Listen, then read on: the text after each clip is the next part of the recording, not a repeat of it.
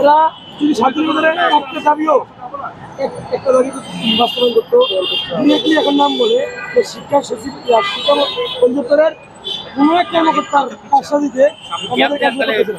আমরা প্রয়োজনে ওই কর্মকর্তার কাছে কিন্তু আমরা এখনো সুযোগ মানে দেখতেছি শিক্ষার্থী, আমরা কিন্তু এই যারা এখানে শিক্ষার্থী দেখতেছি আমরা কিন্তু সবাই আন্দোলন বলো। এখানে আমি তোমার বলি, তোমরা প্রতিনিধি চেক করো, তোমরা আবারও যাও। এদের কথা সবার রব বা ক্রাউডের কথা শুনলো না। এখন তোমার কাজ হইতে গেলে একদিকে না থাকো, এখানে তোমরা ওইটাও করো, পাশাপাশি চলবে।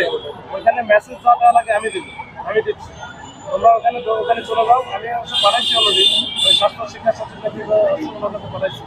দেখি ওনার সাথে কথা বলে কি অবস্থায় আমরা জানাচ্ছি। এর মধ্যে তোমরাও রেডি হয়ে যাও। তোমরা সেখানে এমনি বসে থাকো না, বা এখানে অনেকে বলতেছে যে গেলে একসাথে যাবো, এটা তো যৌক্তিক কথা হবে।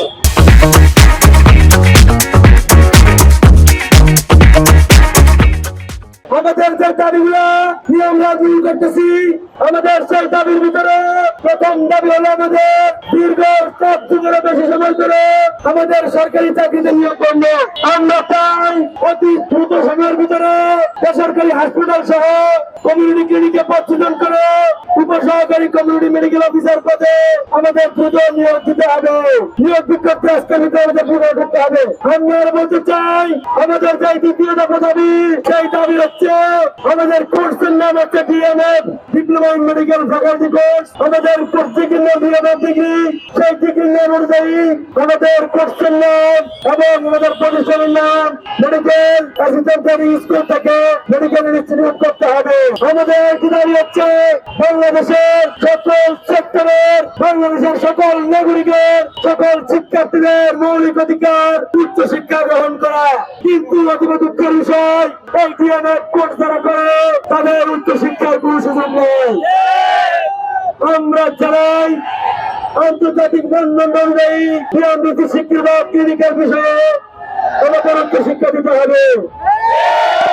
আমাদের যে চতুর্থ দাবি, আমাদের সেই দাবি হচ্ছে আমাদের প্রস্তাবিত আলাইন বোর্ড, সেই আলাইন বোর্ডের নাম সহ নীতিগত আইন পরিবর্তন করে নতুন আইন প্রণয়ন করে আমাদেরকে মেডিকেল এডুকেশন বাংলাদেশ নামে আমাদেরকে ভোট দিতে হবে।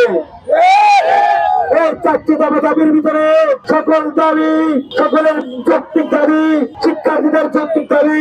আজকে শিক্ষার্থীরা 4 মাসেরও বেশি সময় ধরে এই ঢাকায় জেলা শহরে, উপজেলা শহরে তারা দীর্ঘদিন ধরে 4 মাস ধরে আন্দোলন করতেছে। কিন্তু ফ্যাসিস্ট হাসিনার রাঘব গুলো স্বাস্থ্য খাতে বসে তারা রাখতেছে।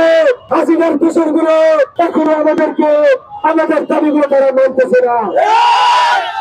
আমরা তাদেরকে বলতে চাই, শেখ হাসিনা যেভাবে এই বাংলাদেশ থেকে দাঁড়িয়েছি, আমরা যেভাবে রক্ত দিয়েছি 24 গণঅভ্যুত্থানে, আমরা যেভাবে রক্ত দিয়েছি এই হাসিনাকে বাংলাদেশ থেকে বিতাড়িত করতে, আমরা স্বাস্থ্য খাতের প্রতিটা দুর্নীতিবাজকে এইভাবে বাংলাদেশ থেকে বিতাড়িত করে দেবো ইনশাআল্লাহ।